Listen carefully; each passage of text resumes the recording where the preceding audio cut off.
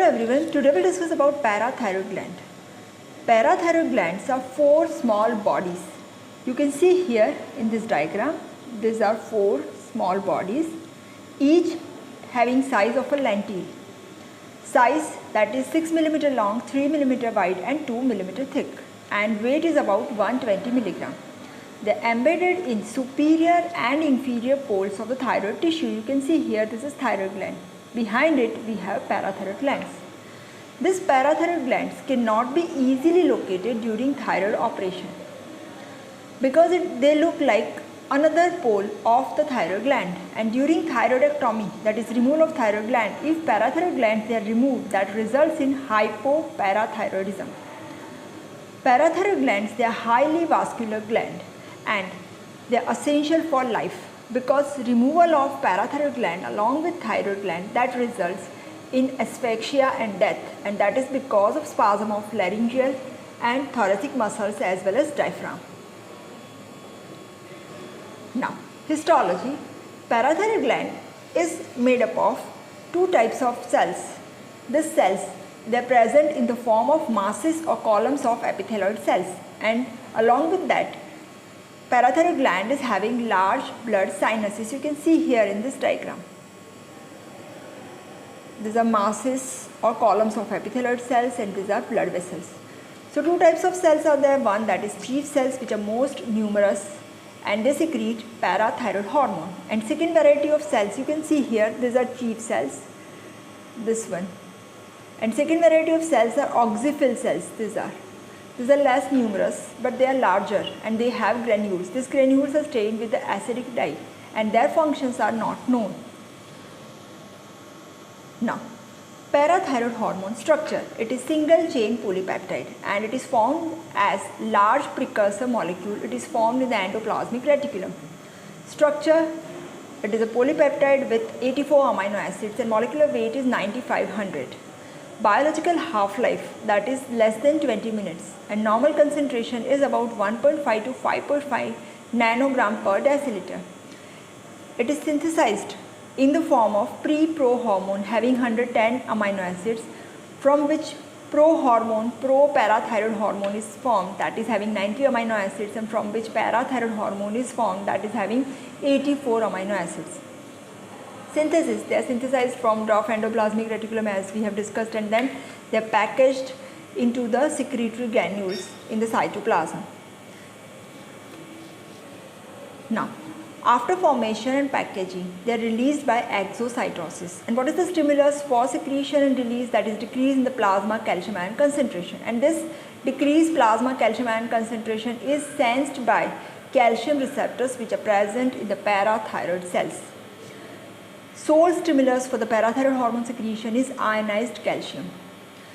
After formation, that is degraded in liver and kidney into small polypeptide fragment, and this polypeptide fragments of parathyroid hormones, they also show parathyroid hormone like activity, and therefore parathyroid hormone assay is difficult. Now, mechanism of action. You can see here parathyroid hormone, that is a peptide hormone, so it cannot enter inside the cell. So receptors for the parathyroid hormone, they are present on the cell membrane. These receptors are serpentine receptors and they are G protein coupled receptors. When parathyroid hormone binds with its receptor, it activates adenylyl cyclase, and this adenylyl cyclase converts ATP into cyclic AMP. So there is increased formation of cyclic AMP and it increases intracellular calcium ion and it promotes phosphorylation of proteins. Now, what are the physiological actions of parathyroid hormone? Main action, that is, it provides powerful mechanism for controlling extracellular calcium and phosphate concentration. Mainly it elevates plasma calcium ion concentration and decreases plasma phosphate concentration. Target organs for the action of parathyroid hormone, they are bones and kidney. These are the direct organs on which parathyroid hormone can act, and digestive tract or intestine is the organ on which parathyroid hormone acts indirectly. Now, mechanism of action. As we have discussed, binding with the receptors and activation of the cyclic AMP. So, cyclic AMP second messenger mechanism is the mechanism of action. and cyclic AMP concentration is increased on administration of parathyroid hormone. Cyclic AMP concentration is increased in the target cells like osteocytes, osteoclast and other target cells for the parathyroid hormone. Now, what are the major actions of parathyroid hormones? They increase absorption of calcium and phosphate from the bone. Second, they increase absorption of calcium from kidney tubules, and they increase absorption of calcium from digestive tract. Action of parathyroid hormone on the bone. Parathyroid hormone increases osteoclastic activity and it increases resorption of calcium from the bone. It does this by stimulating osteoblast and osteoclast. Parathyroid hormone promotes bone resorption in two phases, and by increasing resorption it increases plasma calcium level. These two phases are rapid or early phase and second, that is slow or late phase. Starting with first, rapid or early phase. This phase starts within minutes after administration of parathyroid hormone and it increases progressively for hours, and it does this by activating bone cells. Bone cells, they are osteoclast, osteoblast and osteocytes which are already present in the bone. Mechanism of action. Parathyroid hormone activates pumping of calcium ion from readily available pool in the bone fluid to the plasma.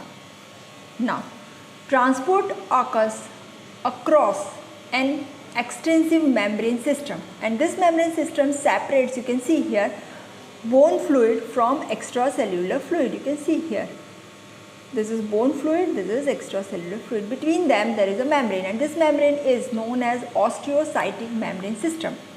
It is a membrane which separates bone from the extracellular fluid. Now, this osteocytic membrane, that is the membrane which pumps calcium ions from bone fluid into the extracellular fluid, and this membrane transport is known as osteocytic osteolysis, this one. Okay. And this is formed by osteocytes and osteoblast, and therefore it is known as osteocytic membrane. Here phosphate is not mobilized. Now, second phase or slow phase or late phase. Here this is slow phase because it requires hours or days or even weeks to be developed fully. Here there is activation of osteoclastic system, and this activation is in two stages. First stage, it activates already present osteoclast in the bone, and second phase, that is multiplication as well as proliferation of osteoclast. And because of multiplication and proliferation of osteoclast, there is increased release of proteolytic enzymes from lysosomes as well as citric acid and lactic acid from the mitochondria. And in this second or late or slow phase, there is also increased absorption of phosphate from the bone.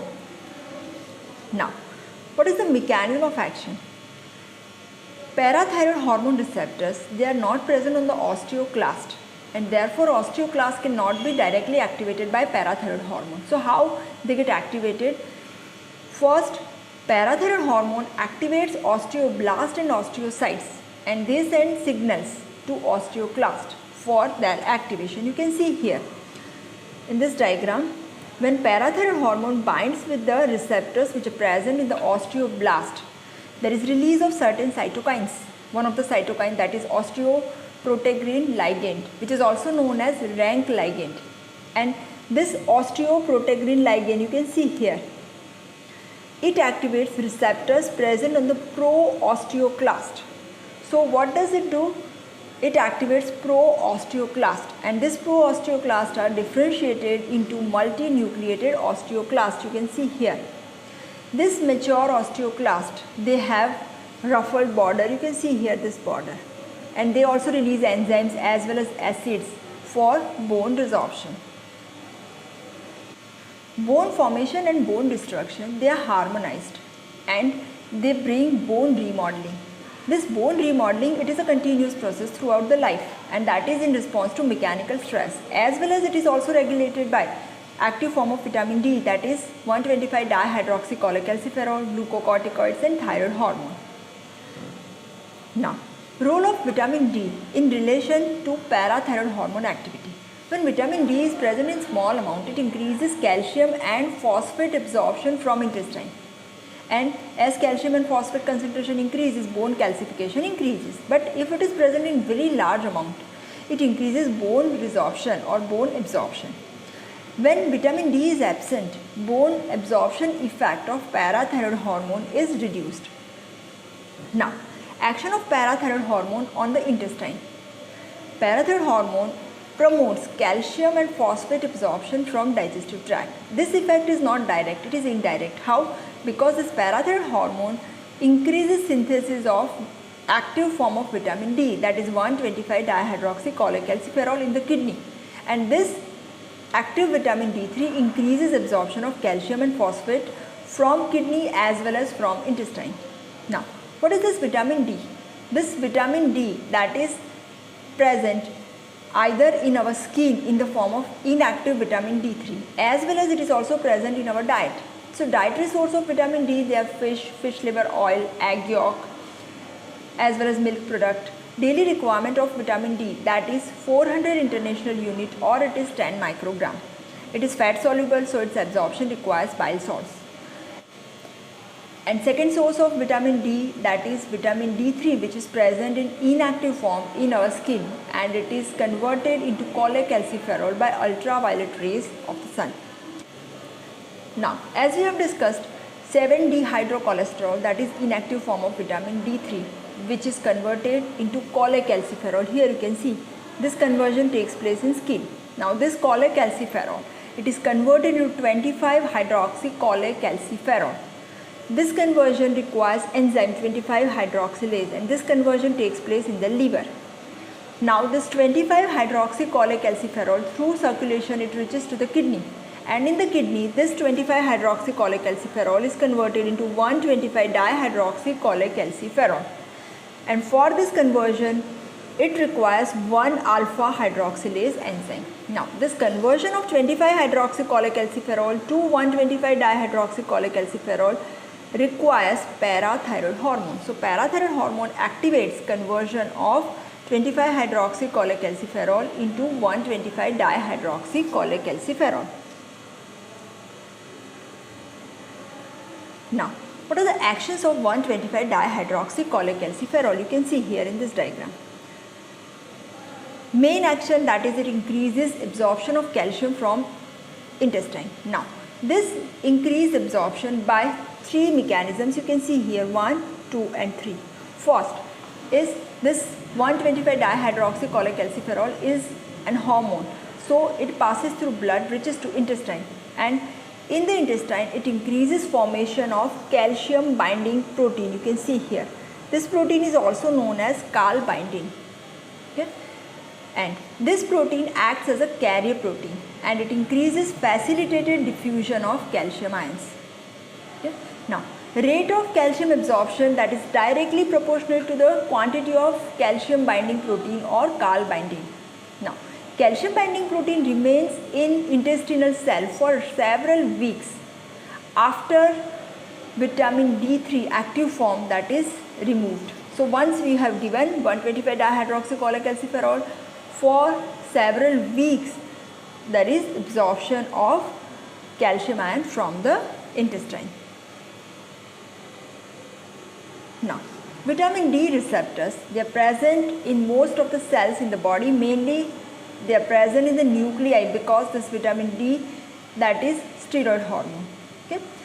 And the affinity of this receptor is highest for active form of vitamin D, that is 1,25-dihydroxycholecalciferol. Affinity is 1000 times more than 25-hydroxycholecalciferol. And when 1,25-dihydroxycholecalciferol binds with its receptors, it exerts its action by synthesis of RNA from DNA. Now, it acts by increasing synthesis of protein, another protein, that is second mechanism of action. It increases synthesis of calcium induced ATPase, and this calcium induced ATPase activity in intestinal cells increases in response to binding of vitamin D3 with its receptors. Now, so these are 3 actions as we have discussed. First action is it increases calcium binding protein, Cal binding, and it increases facilitated diffusion of calcium. Second, it increases calcium stimulated ATPase. And third, it increases alkaline phosphatase. This alkaline phosphatase also increases calcium availability, and it increases calcium concentration. Now, feedback effect of parathyroid hormone on the activation of vitamin D. Now you can see here in this diagram 25-hydroxycholecalciferol. It inhibits conversion of cholecalciferol to 25-hydroxycholecalciferol. So this is feedback inhibition. Why? Because once this 25-hydroxycholecalciferol is formed, it remains for only 3 to 5 days. But if it is in the form of cholecalciferol, it remains for months. Okay? Another thing, this 25-hydroxycholecalciferol is converted into 125-dihydroxycholecalciferol by parathyroid hormone activated mechanism. Now, so whenever calcium concentration increases, you can see here, when plasma calcium concentration increases, this parathyroid hormone is inhibited, and as parathyroid hormone is inhibited, this activation is also inhibited, and therefore you can say that this 25-hydroxycholecalciferol is now not being converted into 125-dihydroxycholecalciferol, and calcium absorption is reduced. Now, action of vitamin D on phosphate absorption. Vitamin D increases phosphate absorption by two effects. Number one, that is direct effect. Direct effect of vitamin D. It increases phosphate flux or movement from digestive tract. And second, secondary from the action of calcium absorption. With increase in the calcium absorption, phosphate reabsorption from renal tubular cells is increased, and therefore excretion of phosphate also decreases. Now, what are the effects of parathyroid hormone on kidney tubules? Parathyroid hormone increases calcium reabsorption from ascending limb of loop of Henle, distal convoluted tubule and collecting duct, and therefore it decreases urinary excretion of calcium, magnesium and hydrogen ions, and it increases urinary excretion of phosphate, sodium, potassium, bicarbonate ions and nucleotide. You can see here parathyroid hormone directly increases excretion of phosphate ions, but indirectly when it increases formation of vitamin D 125-dihydroxycholecalciferol, it increases absorption of phosphate. So these are two varieties of effects of parathyroid hormone. Okay. Another, as we have discussed in the kidney, parathyroid hormone increases activation of enzyme 1-alpha hydroxylase, and therefore it increases conversion of 25-hydroxycholecalciferol to 125-dihydroxycholecalciferol, that is by cyclic AMP mechanism. And in kidney, less active metabolite is also formed from 25-hydroxycholecalciferol, and that is 24,25-hydroxycholecalciferol. Now, regulation of parathyroid hormone secretion. Factors that decrease secretion. First, that is excess calcium ions. When ionized calcium ions increases, they act directly on the parathyroid gland, and the action is in the feedback pattern, and therefore parathyroid hormone secretion is inversely proportionate to plasma calcium ion concentration. Now, parathyroid hormone secretion responds to small alteration in the concentration of ionized plasma calcium ion, and this action is very fast within seconds. As calcium concentration increases, parathyroid hormone secretion decreases. Now, whenever there is change in the extracellular fluid calcium ion concentration, it is detected by calcium sensing receptors. You can see here, these are calcium sensing receptors which are present on the parathyroid cell membrane. These receptors are G protein coupled receptors, and they are stimulated by calcium ions. And when they are stimulated, they activate phospholipase C and increase intracellular inositol triphosphate and diacylglycerol formation. And when this formation increases, that is increased release of calcium ion from the intracellular stores, and it decreases parathyroid hormone secretion. And when calcium ion concentration decreases, the whole mechanism gets inhibited, and therefore parathyroid hormone secretion increases. Second factor that decreases secretion, that is vitamin D. As we have discussed, vitamin D is a hormone, and the active form is 125-dihydroxycholecalciferol. What is the mechanism of action? Vitamin D decreases the secretion of parathyroid hormone by inhibiting transcription of the parathyroid hormone gene. Also, it has direct action on the parathyroid gland, and it inhibits the production of messenger RNA for parathyroid hormone. Also, it inhibits the proliferation of parathyroid gland cells. Also, it upregulates the calcium receptors present in the parathyroid cell. Vitamin D has direct negative feedback effect on the formation of 1,25-dihydroxycholecalciferol, and it has positive feedback effect on the formation of 24,25-dihydroxycholecalciferol. Now, factors the increased secretion of parathyroid hormone. One, that is decrease in the calcium ions. When you can see here in this diagram, when serum calcium concentration or plasma ionized calcium concentration, that is about, you can see here 3.5 milligram percentage, you can see parathyroid hormone secretion is maximum. So whenever calcium concentration decreases, parathyroid hormone secretion increases, and it in turn increases 1,25-dihydroxycholecalciferol. So wherever there is persistent decrease in the calcium concentration, there is continuous stimulation of parathyroid hormone secretion, and that may result in the hypertrophy of the parathyroid gland.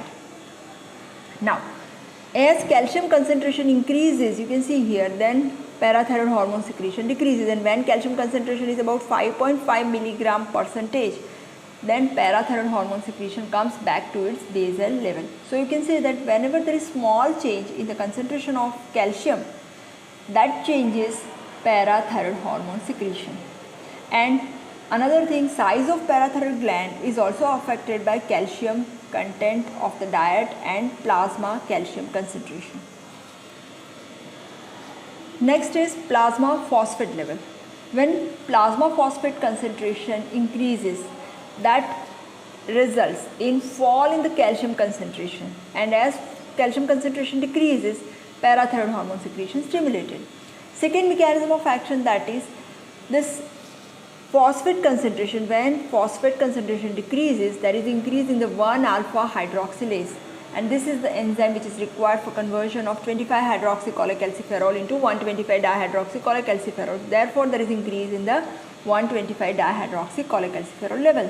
Opposite is also true. When there is increased phosphate concentration, there is decreased 1-alpha hydroxylase, and that results in decrease in the 1,25-dihydroxycholecalciferol.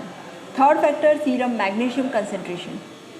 When there is mild decrease in the magnesium concentration, parathyroid secretion is stimulated, but when severe fall in the magnesium concentration, parathyroid hormone secretion is inhibited, and that results in hypocalcemia. Another factor regulating parathyroid hormone, that is in chronic renal disease as well as in rickets, when serum calcium concentration decreases, and the decreases for a long period of time, and as calcium decreases, parathyroid hormone secretion increases, and there is formation of 1,25-dihydroxycholecalciferol. And through feedback stimulation, there is hypertrophy of the parathyroid gland. Same thing is there in pregnancy and lactation if calcium ion is not given properly and in required amount. Now, so these are various factors that regulate parathyroid hormone secretion. As we have discussed, parathyroid hormone secretion is increased by hypocalcemia, hyperphosphatemia, and certain catecholamines. And parathyroid hormone release is suppressed by hypercalcemia, vitamin D, and severe hypomagnesemia. Now, next is parathyroid hormone related protein.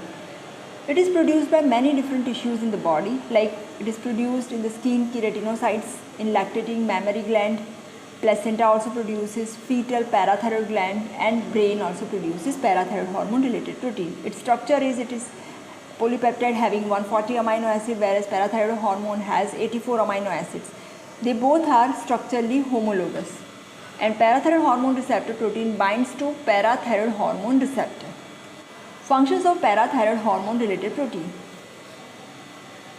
Physiological role of this protein is during intrauterine life as well as in early infancy, and it is important for development of various tissues. Now, what are the functions? Number one, it is important for the regulation of endochondral bone formation. It is responsible for growth of epiphyseal plate at either end of the bone. and this growth is not possible without parathyroid hormone related protein or parathyroid hormone related protein raised to parathyroid hormone receptors, and because of this there is abnormal and disorganized bone formation. And at puberty, sex steroids, they stop the action of parathyroid hormone related proteins, and therefore epiphyseal plate fuses with the diaphysis. Second function, parathyroid hormone related protein allows normal tooth development as well as eruption of tooth, and this is by resorbing alveolar base. Third function, parathyroid hormone related protein acts as a growth factor for development of skin as well as hair follicle. Fourth one, they are also involved in the breast development and lactation, and they are also secreted in large amount in the milk, and therefore they are swallowed by infant and may react with its receptors present in the intestine of the infant, or may be absorbed in the bloodstream, and it produces various systemic effects. Sixth function, it has protective role in central nervous system. It is found in various tissues of brain like cerebral cortex, hippocampus and cerebellar cortex, and here it protects neurons from toxic overstimulation by glutamate receptors.